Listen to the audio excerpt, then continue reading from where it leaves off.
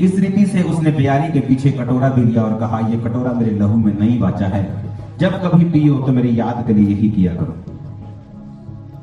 वाचा का मतलब होता है एक एग्रीमेंट। एक एग्रीमेंट एक या दो लोगों में, एक से दो लोगों में, यानी एक जन दूसरे से एग्रीमेंट करता है, वाचा बांधता है।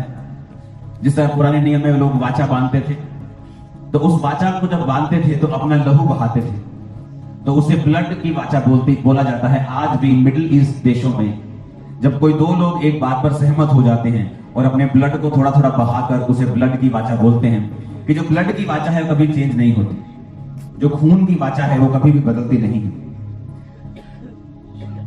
तो परमेश्वर ने कहा ये एक नई वाचा है। पुरानी वाचा में जानवरों का लहू बहाया जाता था और वो जानवरों का लहू तुम्हारे लिए परमेश्वर से दया को मांगता था कि तुम्हारे पापों को माफ कर दिया जाए। लेकिन जीसस क्राइस्ट ने कहा कि जब मेरा लहू बहाया जाएगा तो मेरा लहू उत्तम बातें बोलेगा, और जानवरों का लहू तुम्हें एक बार साफ करता है और उसके बाद हर साल तुम्हें वो लहू बहाना पड़ता था, लेकिन मेरा लहू तुम्हें एक ही बार में साफ कर देगा। इसलिए परमेश्वर ने कहा जब कभी पियो तो मेरी याद के लिए यही किया करो।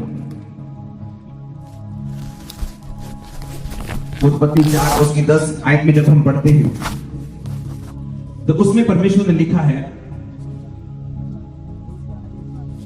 उसने कहा तूने ये क्या किया है, तेरे भाई का लहू भूमि पर से चिल्लाकर मेरी दुहाई दे रहा है। वचन कहता है जब कैन ने हाबिल को मार दिया तो हाबिल का लहू धरती पर से परमेश्वर की दुहाई देने लगा कि मेरा न्याय किया जाए। और इसीलिए 12 की 24 इब्रानियों में लिखा है, और नई वाचा के मध्यस्थ यीशु और छिड़काव के उस लहू के पास आए हो जो हाबिल के लहू से उत्तम बातें कहता है। अगर इस दुनिया में, पूरे वर्ल्ड में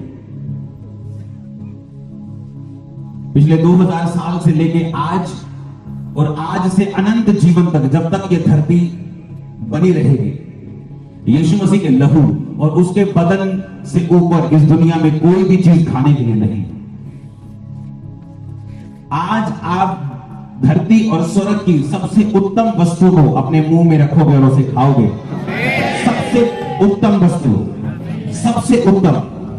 ये अमीरों के अमीर भी कई बार इसे खा नहीं पाए और इसे ले नहीं पाए। बाइबल कहती है जब हाबिल का लहू परमेश्वर से न्याय मांग रहा था, क्योंकि लहू में प्राण है। जब एक व्यक्ति का प्राण लहू बह जाता है, बोलते जी ये एक्सीडेंट हो गया, इसका लहू बह गया, टांग टूट गई थी, लहू बह गया तो मर गया। टांग तो कईयों की नहीं है लेकिन वो मरते थोड़ी है। कईयों की बाजू टूट जाती है, वो मरते थोड़ी है। कईयों की बाजू नहीं है, जन्म से नहीं, मरते थोड़ी है। बिना टांग और बाजू के लोग मरते नहीं। लेकिन एक्सीडेंट में जब एक्सेस ब्लीडिंग हो जाती है, ज्यादा ब्लीडिंग हो जाती है, तो वचन कहता है कि तुम्हारे प्राण जो है तुम्हारे लहू में है। जब लहू चला गया, प्राण चला गया, तो डॉक्टर बोलते हैं आप जल्दी आते, आपका बंदा मर गया, क्योंकि लहू में प्राण है।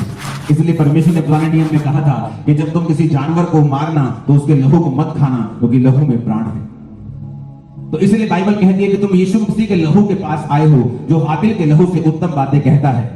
यानी हाबिल का लहू न्याय मांग रहा था और हाबिल का लहू दंड मांग रहा था कैन के लिए। लेकिन बाइबल कहती है जब यीशु मसीह का लहू बहाया गया, वो आप लोगों के लिए दया को मांगता है परमेश्वर से, आप लोगों के लिए उत्तम बातें कहता है, आपके लिए हीलिंग की बातें कहता है, आपके लिए डिलीवरेंस की बातें कहता है, जो आपके हाथ में इस समय है।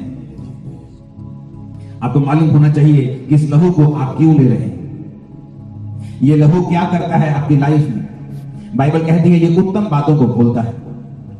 मत्ती 26 उसकी 28 आयत को जब हम पढ़ेंगे तो उसमें लिखा है, क्योंकि वाचा का वह मेरा लहू है जो बहुतों की पापों की क्षमा के लिए बहाया जाता है। ये वो लहू है जो आपको पापों से माफ करता है। आपके पाप, बाइबल कहती है, चाहे लाल रंग के भी हो, चाहे आपने पुराने टाइम में कितने भी बड़े से बड़ा पाप क्यों ना किया हो, ऐसा बड़ा पाप क्यों ना किया हो जिसने सारी उम्र आपकी सोच में आपका पीछा नहीं छोड़ा, हमेशा आपको गिल्टी में रखा है, हमेशा आपको प्रताड़ित किया है, आपको टॉर्चर किया है आपके मन में, आपके दिमाग में कि तूने ये क्या कर दिया है, इतना बड़ा पाप कर दिया, इतना बड़ा गुनाह कर दिया। बाइबल कहती है वो गुनाह भी जो लाल रंग के होते हैं, यीशु मसीह का लहू उन्हें माफ कर देता है, साफ कर देता है, उन्हें बर्फ की नाई सफेद कर देता है। आज जब आप परमेश्वर के लहू को पिएंगे और इसको ग्रहण करेंगे, तो फिर से अगर आप अपने पापों को याद करेंगे कि मैंने फलानी टाइम पर ऊपर ये पाप किया था, अगर उसकी गिल्टी अभी भी आपके मन में है, तो वो शैतान की ओर से है, परमेश्वर की ओर से नहीं। क्योंकि जब परमेश्वर का लहू आप ले लेते हैं, माफी को मांग लेते हैं, बाइबल कहती है परमेश्वर भूल जाता है आपने कौन सा गुनाह किया था। यदि परमेश्वर भूल जाता है तो आप भी भूल जाइए आज के बाद। अगर आप उसे याद करेंगे तो वो शैतानी है। शैतान आपको याद करवाकर आपको गिल्टी में रखता है। क्योंकि जो व्यक्ति गिल्टी में जीते हैं, जो व्यक्ति इस तरह की हीन भावना में जीते हैं, शैतान उनके ऊपर कब्जा कर सकता है, उनकी जिंदगी में अटैक कर सकता है। लेकिन जो इस कॉन्शियसनेस में जीते हैं, इस सोच में जीते हैं कि मैं जितना मर्जी बड़ा पापी था, परमेश्वर ने मुझे माफ कर दिया है, अपने लहू से मुझे साफ कर दिया है, आज मैं परमेश्वर में हूं, मैं उसका बेटा बन चुका हूं, मैं उसकी बेटी बन चुकी हूं, मेरे पाप माफ हो चुके हैं, मैं नया हो चुका हूं, शैतान से मेरा रास्ता, मेरा पाला सब टूट चुका है, अब मैं परमेश्वर की संतान हूं। आप नए हो गए, आज यहां से वापस जाएं।